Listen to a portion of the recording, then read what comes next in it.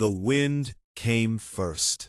It howled across the empty plains like a living thing, clawing at the frozen art, bending the dry grass until it snapped under the weight of winter. Snow followed soon after, sharp, relentless, stinging like needles against anything left exposed. No lanterns burned in the distance, no voices carried on the wind. This was land forgotten by most men, and chosen by one. His cabin stood alone at the edge of a forest, half buried in snowdrifts that climbed higher with each passing hour. The wood was old but strong, built by steady hands that knew survival better than comfort. Smoke curled faintly from the chimney, barely visible against the storm. Inside, the Apache sat in silence. He had no name anyone used anymore, not out here. Names were for people who belonged somewhere, to a tribe, a town, a family. He belonged to none of those things. His long black hair fell loosely over his shoulders, and the firelight carved deep shadows across his face, revealing a life shaped by solitude rather than time. The only sound in the cabin was the crackle of firewood and the distant roar of the storm pressing against the walls. He preferred it that way. For years, more than he cared to count, he had lived without interruption, no laughter, no arguments, no footsteps but his own. He hunted, he ate, he slept. The seasons passed, and he let them. Life had never offered him more than survival, and he had learned not to ask for anything else. He reached for a piece of wood and placed it carefully into the fire, watching as the flames rose and swallowed it whole. Then, a sound. Faint, almost lost beneath the storm. His hand froze. Another sound followed, sharper this time, urgent. A knock. The Apache's eyes lifted slowly toward the door. No one came this far, not in winter, not in a storm like this. Anyone with sense would have turned back miles ago. The knock came again, desperate now. For a long moment, he didn't move. Something inside him resisted. Not fear. He did not fear men, but something deeper. A reluctance, an instinct built over years of being alone. Opening that door meant change, and change had never brought him anything good. The knocking weakened, turning into a dull thud, as if whoever stood outside was losing strength. With a quiet exhale, he stood. His movements were slow, deliberate, like a man stepping toward something he could not yet see, but already understood would alter his path. He crossed the small room in a few silent strides and reached for the wooden latch. The wind screamed as he pulled the door open. Snow burst inside, swirling wildly around his legs. For a second, he saw nothing but white chaos. Then, shapes. Two figures stood just beyond the threshold. Women. They were barely standing.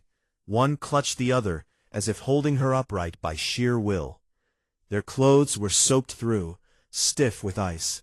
Their faces were pale, too pale, and their lips trembled uncontrollably in the cold. The taller one looked up at him, her eyes sharp despite exhaustion. "Please," she managed, her voice cracking under the weight of the storm. We have nowhere else." The other woman sagged against her, too weak to speak. Her head drooped forward, strands of frozen hair clinging to her face. The Apache said nothing. His gaze moved between them, reading what words did not say. Widows. He could see it in their clothes, in the absence of rings, in the hollow look that grief carved into a person long before time could soften it. Women alone did not travel like this unless they had lost everything. The wind pushed harder, as if urging him to decide. For a heartbeat, he considered closing the door. Not out of cruelty, but because he understood what it meant to let them in.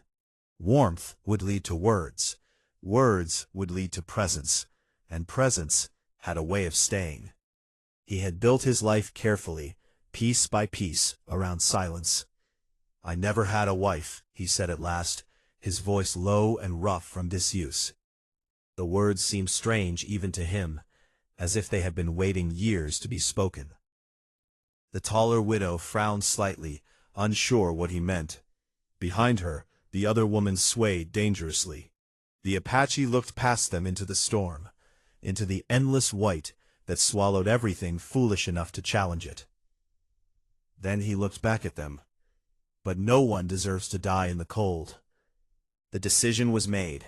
He stepped aside. The women didn't hesitate. They stumbled forward, nearly collapsing as they crossed the threshold.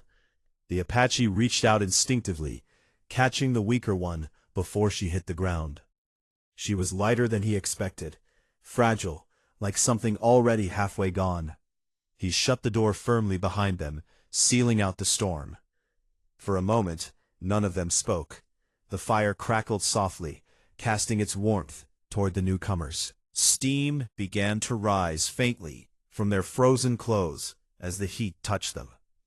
The taller widow helped her companion sit near the fire, her hands trembling not just from cold, but from relief. "You saved us," she whispered, her voice quieter now, almost disbelieving. The Apache didn't answer. He simply stood there, watching them, as if trying to understand how two strangers had crossed miles of wilderness and stepped directly into a life he had kept untouched for so long. The cabin, once silent, no longer felt empty. And somewhere beneath the storm's fading howl, something unfamiliar stirred inside him, something he had spent a lifetime avoiding. Not danger, not fear, but the beginning of something he did not yet know how to name. The storm did not pass that night. It raged on, relentless, as if the world outside had decided to bury everything beneath it. But inside the cabin, something fragile and unfamiliar had begun to take shape. 3 lives, forced together by cold and circumstance, now sharing the same fire. The Apache moved first. Without a word, he crossed the room and gathered thick wool blankets from a wooden chest near the wall. He placed them beside the women, his movements steady but distant, as though kindness came from instinct, not habit. "Take off the wet things," he said, his voice low, almost reluctant. "You'll freeze even by the fire." The taller widow nodded quickly. "Thank you," she said, her tone still guarded, though softened by exhaustion. She helped the other woman, whose strength seemed to flicker like the dying edge of a flame, remove her soaked shawl and outer layers. The Apache turned his back, giving them what privacy he could in the small single-room cabin. For a man who had lived alone for so long, even this felt strange. He stepped toward the fire again, adding more wood, watching the flames grow brighter. The heat pushed back the cold, inch by inch, until the room felt almost alive with warmth. Behind him, he could hear soft movements, fabric shifting, quiet murmurs, the faint tremble of someone trying not to cry. He did not turn around. Not yet. When he finally did, the women were wrapped in blankets, seated close to the fire. The weaker one leaned against the other, her eyes half closed, her breathing shallow but steadying. The taller widow met his gaze. "I'm Martha," she said after a moment. "And this is Eliza." The names lingered in the air. Names. He had almost forgotten what it felt like to hear them spoken aloud in his home. He gave a small nod. "You can rest here tonight." Martha studied him carefully. "And you? What should we call you?" There was a pause. The Apache's expression did not change, but something behind his eyes shifted. Something distant, buried. "Nothing," he said simply. "I don't use a name." Eliza stirred faintly at that, her voice barely more than a whisper.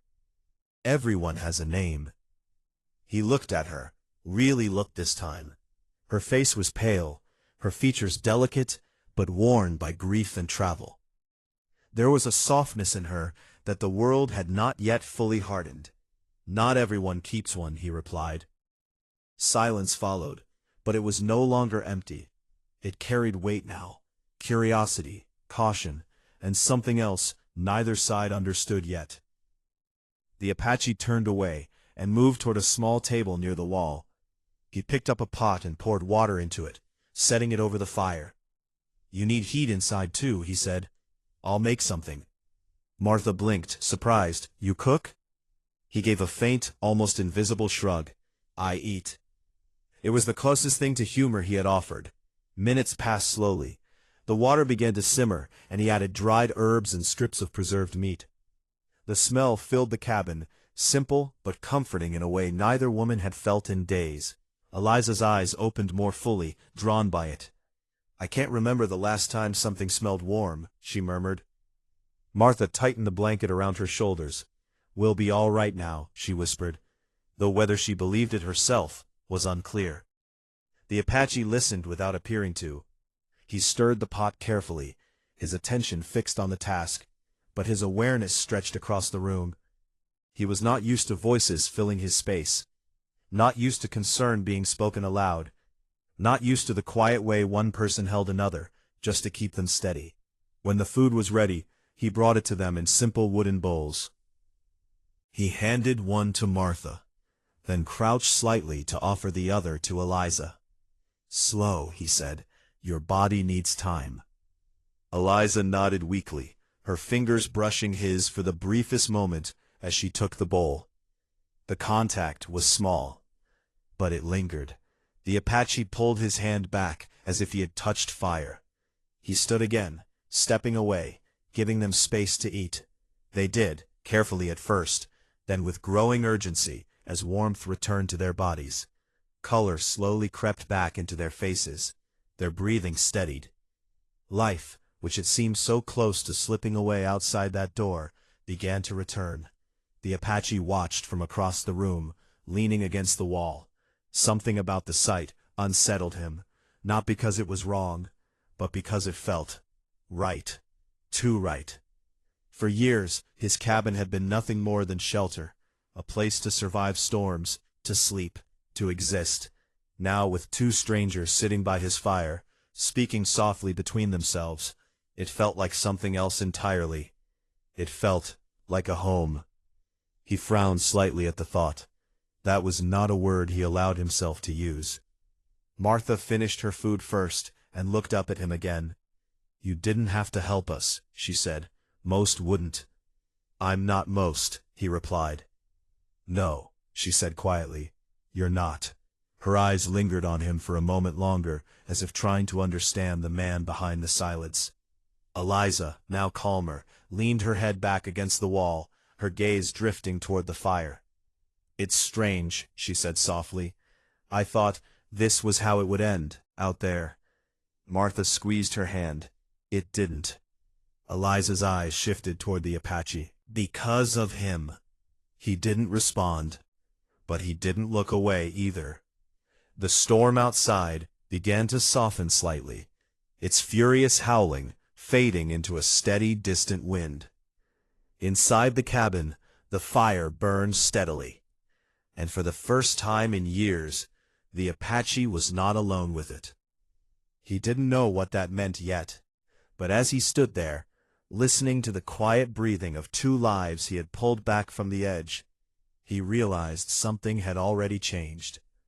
Not outside, but within these walls, and perhaps within him. The storm lingered into the next evening, though its fury had softened into a steady, whispering wind that brushed against the cabin walls like a tired ghost. Snow still fell, but gently now, no longer a threat, just a quiet reminder of how close danger had been. Inside, the fire burned low and steady. The cabin had changed. It was no longer just a shelter against the cold. It had become something warmer, something alive with presence. The silence that once filled every corner had been replaced by softer sounds. The shifting of blankets, the clink of bowls, the faint rhythm of breathing that wasn't his alone. The Apache noticed it most in the evenings. That was when the loneliness used to press hardest against him. But not tonight. Martha sat near the fire, carefully mending a tear in her shawl, with a needle she had somehow managed to keep through everything. Her movements were precise, practiced, hands that had known years of work, of holding things together, when life tried to pull them apart. Eliza sat beside her, wrapped in a blanket, her strength slowly returning. Color had come back to her face, though her eyes still carried a quiet sadness that no warmth could fully erase. The Apache remained across the room, as he often did, leaning against the wall in a place that felt safe, far enough to keep his distance, close enough to observe. For a long time, no one spoke. It was Eliza who broke the silence. "I used to hate the quiet," she said softly, her eyes fixed on the fire. After he was gone, it was all I could hear." Martha's hands paused mid-stitch. The Apache's gaze shifted slightly. Eliza continued, her voice fragile, but steady enough to carry the weight of memory. "He used to fill every space," she said. "Even when he said nothing, I could feel him there. And then, one day, it was just gone." She swallowed, her fingers tightening around the edge of the blanket. "I kept waiting for it to come back, for the sound of his boots, for his voice, but it never did." The fire cracked softly, as if answering her. Martha exhaled slowly and set the needle aside. "You don't get used to it," she said quietly. "People say you do. They say time makes it easier." She shook her head faintly. "It doesn't. You just learn how to carry it." The Apache listened, his expression unreadable, but something in his posture shifted. Subtle, almost imperceptible. Martha looked down at her hands, then added, "My husband didn't leave in silence. He left in pain." Her voice hardened slightly, though not with anger, just truth. It was sickness, slow, cruel. I watched it take him piece by piece, and there was nothing I could do but sit there and pretend I was strong enough for both of us. Eliza reached for her hand, squeezing it gently. "You were," she whispered. Martha gave a faint, sad smile. "I had to be." The room fell quiet again, but it was no longer the same silence. It was heavier now, filled with shared understanding. Grief laid bare between them like something fragile, something sacred. After a moment, Eliza's eyes drifted toward the Apache. "And you?" she asked softly. The question lingered in the air. The Apache did not respond immediately. He had spent years avoiding questions like that, not because he didn't have answers, but because no one had ever stayed long enough to ask. Now, two strangers sat in his cabin, looking at him as though his story mattered. He shifted slightly, his gaze dropping to the fire. "There's nothing to tell," he said at first. Martha studied him. "That's not true." He didn't look up. "I was alone," he said simply. "Always." Eliza frowned faintly. "Always?" He nodded once. "No wife, no family, no one waiting for me anywhere." His voice remained steady, but quieter now, as if each word had to travel further than usual. "I watched other men build lives, homes filled with voices, children, laughter." His jaw tightened slightly. "I thought that life wasn't meant for me." The confession settled heavily in the room. It wasn't dramatic, it wasn't loud, but it carried years of silence within it. Martha leaned forward slightly. "Why not?" For the first time, the Apache hesitated, not because he didn't know the answer, but because he had never spoken it aloud. "Some men are chosen," he said after a long pause, "and some are overlooked." Eliza shook her head gently. "That doesn't mean you weren't worthy." He let out a faint breath, almost a laugh, but without humor. "Worth has nothing to do with it," he replied. "Life decides what you're given." Martha's eyes softened. "And what if life was wrong?" The Apache looked up then, really looked at her. No one had ever said something like that to him before. Not with sincerity, not with belief. For a moment, the air between them felt different, charged with something unspoken, something fragile and uncertain. Eliza watched the exchange quietly, her expression thoughtful. "You saved us," she said softly. "That doesn't sound like a man life forgot." He didn't answer, because he didn't know how. The fire shifted, sending a warm glow across their faces, softening the edges of everything, The grief, the distance, the walls each of them had built. For the first time, those walls didn't feel as strong, or as necessary. The Apache lowered his gaze again, but this time, it wasn't to retreat. It was to think, to feel something he had not allowed himself in years. Connection. It wasn't loud. It wasn't overwhelming. But it was there, in the quiet understanding between three broken lives, sitting together in the flickering light of a fire, sharing pieces of themselves they had long kept buried. Outside, the storm finally began to fade. Inside, something else had begun. Not love, not yet, but something just as rare, the feeling that, perhaps, none of them were as alone as they had once believed.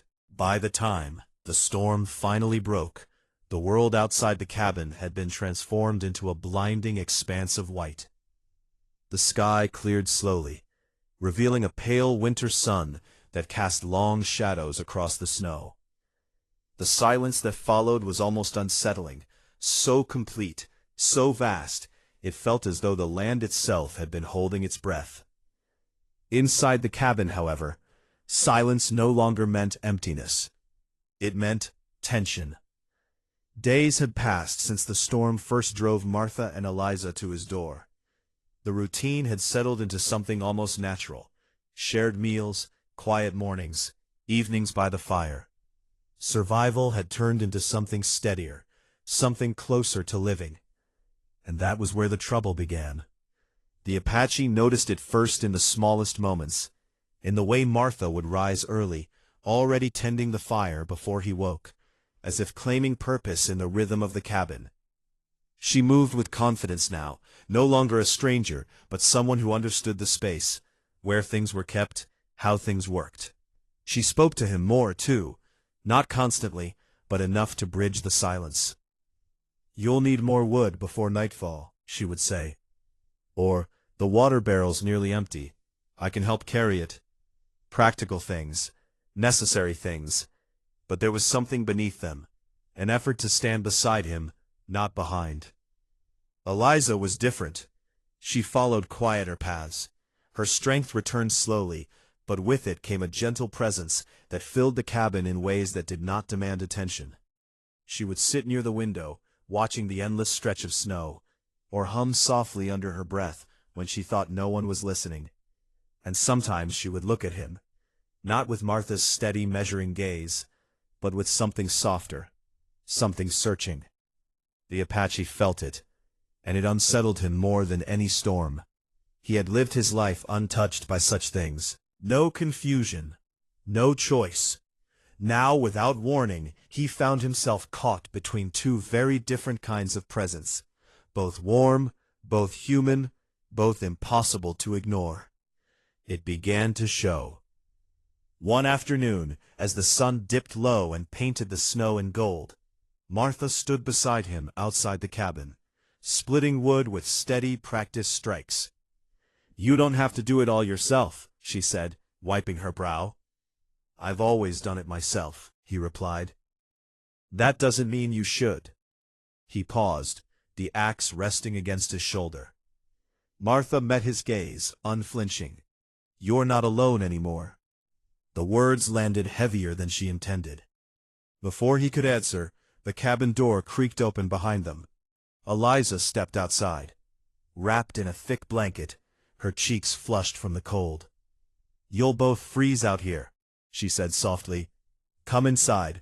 I made something warm." Martha glanced back at her, then at the Apache. "I'll finish this," she said, her tone firm. Eliza hesitated, her eyes lingering on him for a moment longer than necessary. Then she nodded and stepped back inside. The door closed, and the air between them shifted. Martha exhaled slowly. "She's still weak," she said, though there was something else beneath her voice. "She shouldn't be doing so much." "She's stronger than she looks," the Apache replied. Martha's grip tightened slightly on the axe handle. "That doesn't mean she should have to prove it." He studied her for a moment.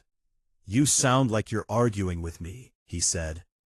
"I'm not," she replied quickly. Then, after a pause, quieter, "I'm trying not to." The honesty caught him off guard. Before he could respond, she turned away, bringing the axe down hard against the log. The crack echoed across the snow. Inside the cabin, Eliza stood by the fire, stirring a small pot. But her hands were slower now, less certain. She had heard enough. Not every word, but enough. The warmth she had begun to feel, the fragile sense of safety, shifted into something more complicated. Something fragile. That evening, the three of them sat by the fire, as they had before. But the ease was gone. Martha spoke less, her words clipped, focused only on what was necessary. Eliza remained quiet, her eyes lowered more often than not. And the Apache, he felt it all, the distance, the unspoken tension stretching between them, like a thread pulled too tight. He did not understand it fully, but he knew one thing: he had caused it. Or at least, his presence had. For the first time since they arrived, the cabin no longer felt like a place of simple refuge. It felt like something fragile. Something that could break. Later that night, as the fire burned low, the Apache stepped outside alone. The cold hit him immediately, sharp and clear, cutting through the confusion in his mind. He stood there for a long moment, staring out at the endless white horizon. This was the world he understood. Simple. Uncomplicated. Survival. Inside the cabin, things were no longer simple. Two lives had entered his world, and with them came something he had never learned to navigate. Choice, emotion, and the quiet, growing awareness that both women were beginning to look at him not just as a savior, but as something more. He clenched his jaw slightly. This was not what he had intended. He had opened the door to save them from the cold, not to bring conflict into the only place he had ever known peace. Behind him, the door creaked open softly. He didn't need to turn to know it was Eliza. "I thought you might be out here," she said gently. He remained still. "You shouldn't be in the cold," he replied. She stepped closer, wrapping the blanket tighter around herself. "Neither should you." Silence stretched between them. Then quietly, "Did we make things difficult for you?"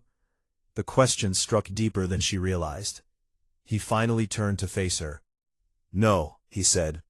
But the answer didn't sound certain.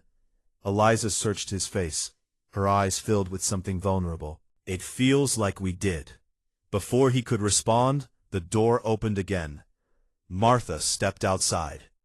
Her gaze moved between them, Eliza standing close, the Apache facing her, and something flickered in her expression. Not anger, not exactly, but something close.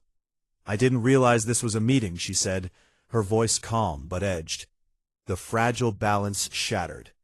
No one spoke. The cold seemed to press closer, wrapping around all three of them. And in that moment, it became clear.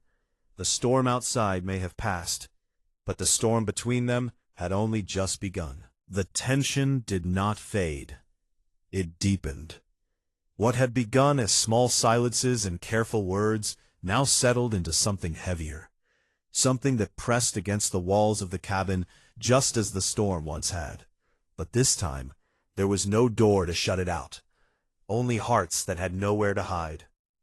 The Apache felt it in every movement. Martha no longer spoke to him unless necessary. Her words had become sharp, efficient, stripped of the quiet warmth she once allowed herself to show. She worked harder than before, as if exhaustion could drown out whatever she refused to face. Eliza, on the other hand, grew quieter. Not distant, but careful. She moved through the cabin like someone afraid to take up too much space, her gentle presence now shadowed by hesitation. Where she once met the Apache's gaze with soft curiosity, she now looked away first. And he found himself caught between them, unsure of how to fix something he barely understood. Days passed like this, until the outside world returned to remind them that their struggles were not confined to the cabin alone. It began with tracks in the snow. The Apache saw them at dawn, fresh, deliberate, and unmistakably human. Boots, more than one man, leading toward the cabin. He crouched low, his eyes scanning the distance. The storm had hidden many things, but not this. Someone had followed the widows. When he stepped back inside, his presence carried a new weight. "We have visitors coming," he said. Martha's head snapped up. "Visitors?" "Men," he replied. "Armed." Eliza's face drained of color. "They found us." Martha stood quickly, her jaw tightening. "I knew they wouldn't stop." The Apache's gaze sharpened. "Who are they?" Martha hesitated, but only for a moment. "My husband's brother," she said, "and men who believe what he believes." Eliza's hands trembled slightly. "They said we had no right to his land, that we'd be taken back, whether we agreed or not." The truth settled heavily in the room. This wasn't just pursuit. It was possession. The Apache's expression darkened. "They won't take you." Martha let out a breath that almost sounded like a bitter laugh. "You don't know them." "I don't need to," he replied. Silence followed. But this time, it wasn't filled with tension between them. It was something else. Fear. Preparation came quickly. The Apache moved with purpose, checking his rifle, securing the door, positioning himself where he could see the approach without being seen. Martha stood beside him, without being asked, her earlier distance replaced by something sharper: resolve. Eliza stayed near the fire, her hands clasped tightly together, her eyes fixed on the door. When the men finally appeared, they did not come quietly.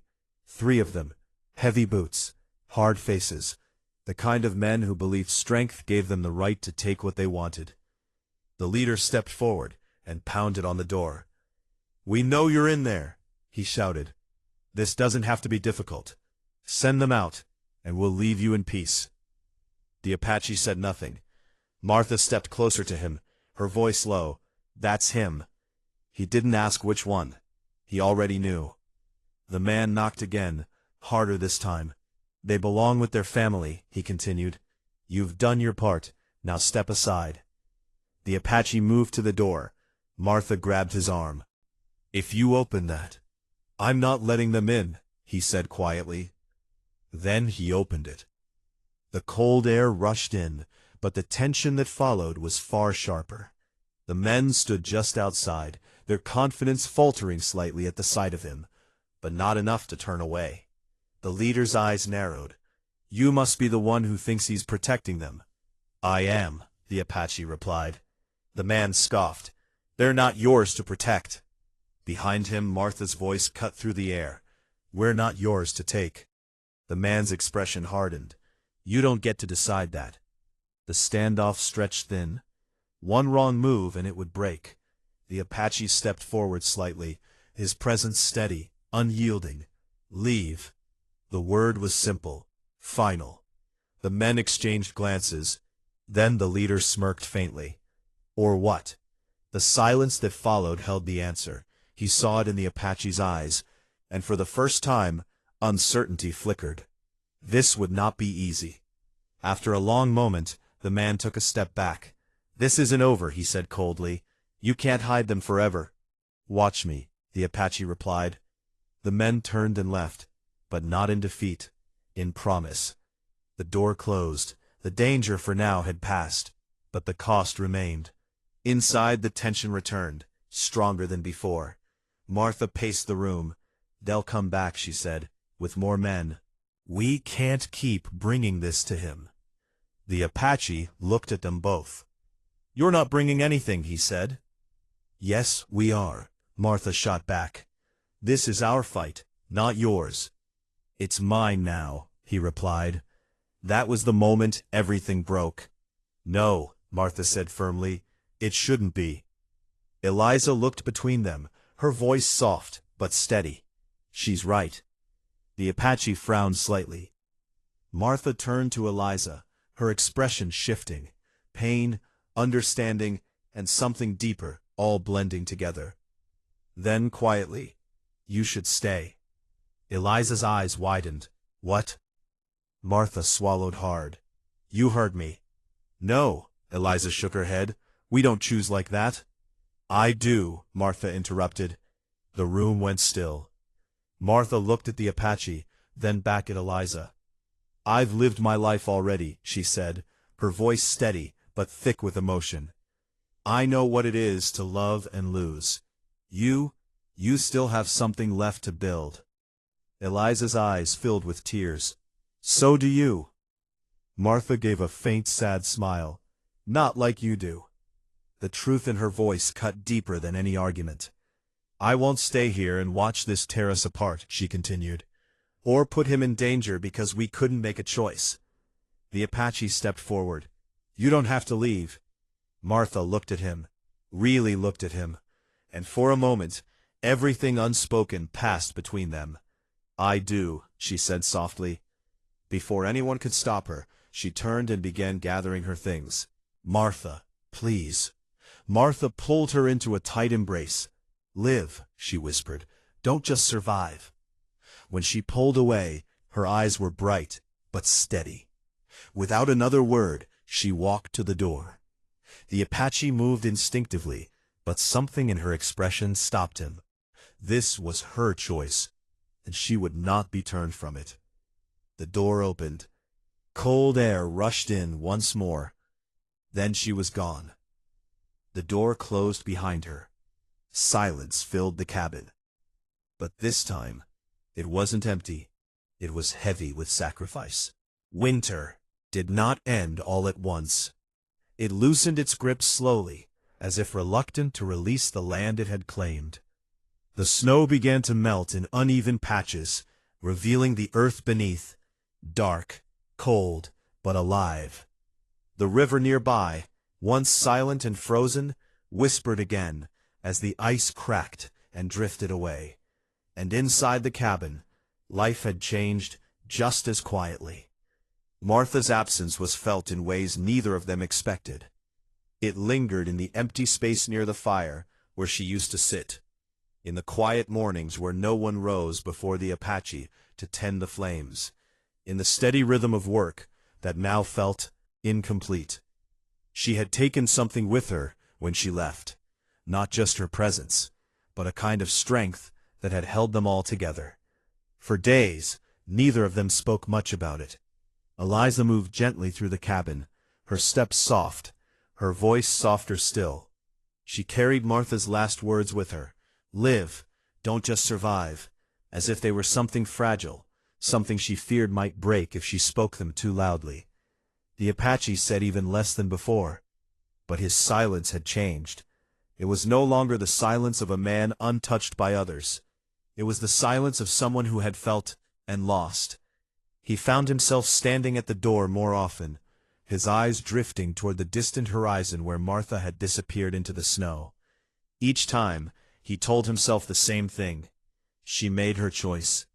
And yet, the weight of it remained. One evening, as the sky turned gold with the fading sun, Eliza stepped outside. The air was softer now, no longer biting with the same cruelty it once had. She wrapped a shawl around her shoulders and found him standing there, as she knew she would. "You're thinking about her," she said gently. He didn't deny it. "She shouldn't have left," he said. Eliza moved to stand beside him. "She wanted to." "That doesn't make it right." Eliza looked out across the land, her eyes distant. "It wasn't about right or wrong." He turned slightly toward her. "She saw something before we did," Eliza continued. "She understood what was happening, and she chose to protect it." The words settled between them. The Apache's brow tightened faintly. "Protect what?" Eliza hesitated. Then quietly, "This." She turned to face him fully now, her eyes steady despite the vulnerability within them. "This life, this place, what we were starting to become." The truth in her voice was impossible to ignore. The Apache felt it, deep, unsettling, undeniable. "I didn't ask for that," he said. "No," Eliza replied softly, "but neither did we." Silence followed, but it was no longer uncertain. It was understanding. For a long moment they stood there, side by side, looking out at a world that no longer felt as empty as it once had. Then Eliza spoke again. "I was afraid when she left," she admitted. "Afraid that without her, everything would fall apart. He glanced at her. Did it? She shook her head faintly. No. Her gaze met his. It changed, she said. But it didn't break. Something shifted in him then. Not sudden, not overwhelming, but steady. Like the slow thaw of winter giving way to something new. He looked at her, not as someone he had saved, not as a responsibility, but as a woman who had chosen to stay when she no longer had to. You could have gone with her, he said. Eliza smiled faintly. I know. Why didn't you? The question was simple. The answer was not. She held his gaze, her voice quiet but certain. Because I didn't want to leave. The words carried more than they said, and this time he understood. The wind moved gently around them, no longer harsh, no longer demanding, just present, like everything else. The Apache took a slow breath. I never had a wife, he said, the familiar words returning, but they no longer felt the same. Eliza's expression softened. I know, she said. He looked at her again, something deeper in his eyes now, something open, something unguarded. I didn't know what that meant, he continued. Not really. She stepped closer, just enough for the distance between them to feel different. And now? She asked. He exhaled slowly. Now I think it means not being alone. Eliza's smile was small, but real. That's a good place to start. The quiet between them settled into something warmer, something steadier. Not rushed, not forced, but real. Behind them, the cabin stood as it always had, but it no longer felt like a place built only for survival. It was something more now, something shared. Weeks passed. Spring arrived fully, bringing color back to the land, green pushing through the soil, the river running freely, the sky opening wide and endless above them. Life moved forward, and so did they.